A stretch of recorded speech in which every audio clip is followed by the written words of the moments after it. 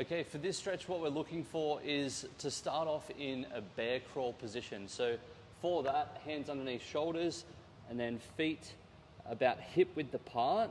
And what we should see is our hips going straight down to our knees. So there's about a 90-degree angle there. Now, from this position, this is our starting pose. What we're going to do is to maintain that flat level back. So it should be like a tabletop or as close to a tabletop as you can. And then from here, we're going to raise one leg back, nice and straight, trying not to change that tabletop too much. And then bring the leg back to center, and then straightening out the other leg. Okay, this is the first iteration. The second iteration is going to be reaching the leg back and then trying to get as much height in that leg as possible without changing my spine angle too much.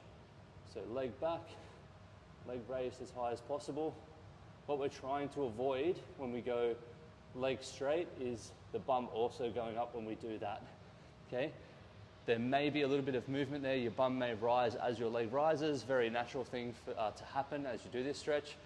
But just trying to minimize that as much as possible. So if you have a mirror, a video camera, something where you can watch yourself do this one, essentially what we're trying to get from it is as much length through the hamstrings and the posterior chain as possible. And we're having to engage it to get it there while bracing our midline and holding something else stable. So this one is really good to get some length through the posterior chain, alleviates a little bit of back pain, and is a great one for those who have maybe some sciatica or low back pain.